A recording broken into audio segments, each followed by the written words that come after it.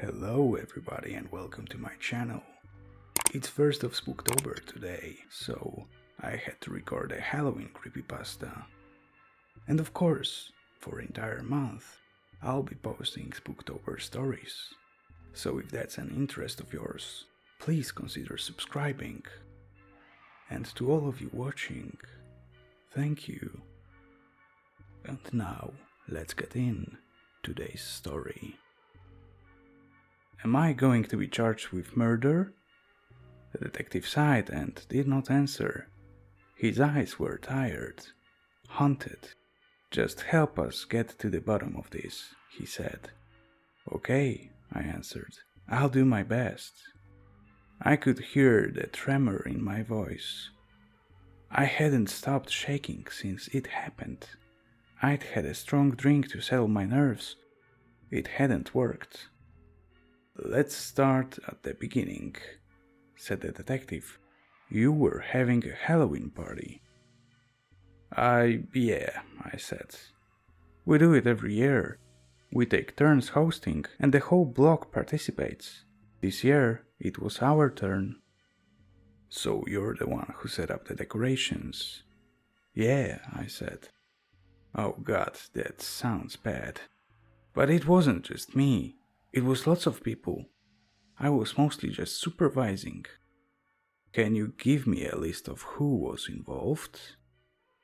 Yeah, it was I'm sorry, I'm all over the place. Just give me a moment to calm down, I can give you the list. That's okay, we can come back to that. Okay. So, who was it that set up the scarecrow? It was me, I said. But I didn't... I didn't do that. I set it up the night before. Someone must have come in during the night and... Oh God.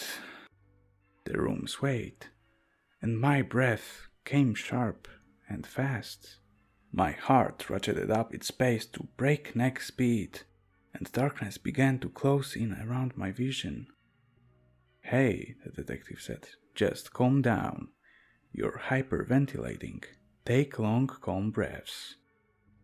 I did as he said. My heart slowed, but the panic remained. Thanks, I said. Do you think you can keep going? He asked. Yeah, I said. Just give me a moment. My body convulsed with tremors, but in a few minutes they had settled down to a mild shaking in my hands. I gulped down a hard knot in my throat. Okay, I said. I'm ready. So, the scarecrow, the detective prompted. The word filled me with dread. The scarecrow, I repeated numbly. It's a Halloween tradition. The neighbors said as much. You destroy it every year? Yeah, I said. Usually it's filled with candy and straw, like a piñata. The kids beat it with sticks, and everyone has a good time. I just don't understand. God, why would someone do that? It's too early to speculate, said the detective. Right now, we are just gathering the facts. When did you notice that something was wrong? Well, right away I noticed that the scarecrow wasn't coming apart as easily as it should have been. But I just thought that I had put it together too well, so I grabbed a stick and... Yes, I took a swing. The detective leaned forward. And then what happened? My shoulders slumped. My mouth was cotton and dry. And then, I said, the scarecrow began to bleed. And there was a pregnant pause. The detective's eyes bored into mine, willing me to continue. He said nothing, and I had to fill the silence. It fell over, I said. The hat came off and we saw that it was a body. What happened then? The kids started screaming. One girl started it, the Oakley girl, I think, and then they all went off. We, the other parents and I, we pulled them all away. We called the police and, well, that's it. You know the rest. The detective scribbled his last note and closed the fold-top notebook he'd been writing in. His eyes were hard, dull, grey stone. Impossible to read. When he spoke again, his words were measured, careful. His voice was soft. "What interests me, Mr. Johnson," he said, "is that you haven't asked about your wife." The question caught me completely off guard. "My wife?" I said. "She's out of town. Oh God, she's going to freak when she finds out what happened. She hates the block Halloween party enough as is." "Your wife is out of town?" "Your wife is out of town," probed the detective. The question poked a fresh wound. "Yes," I said, forgetting my fear in a moment of irritation. "She and my son are spending the holiday with her parents in Virginia." "That seems strange," the detective said. "A family spending a holiday apart." I got the feeling he knew something more than he was letting on. "Have you talked to her?" I said. "I'd like to hear your side."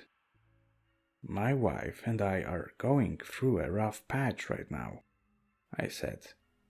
"But I don't see why this is relevant." "It's our job to gather all the information," he said. "Then we can decide what is and is not relevant.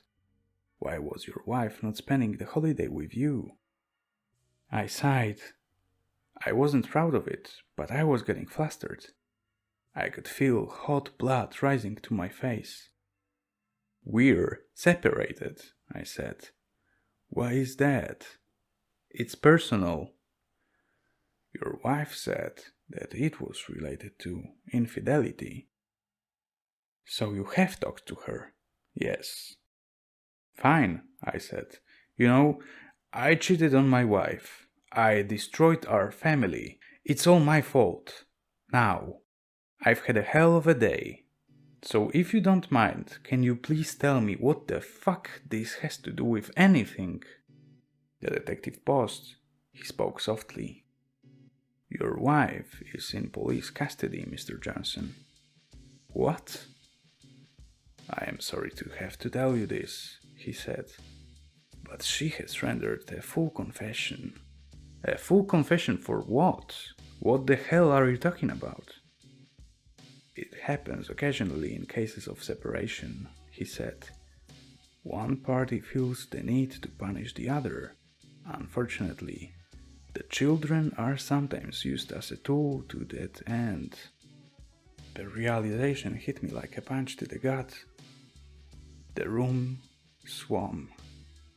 Bile rose in my throat. "Oh God," I gasped.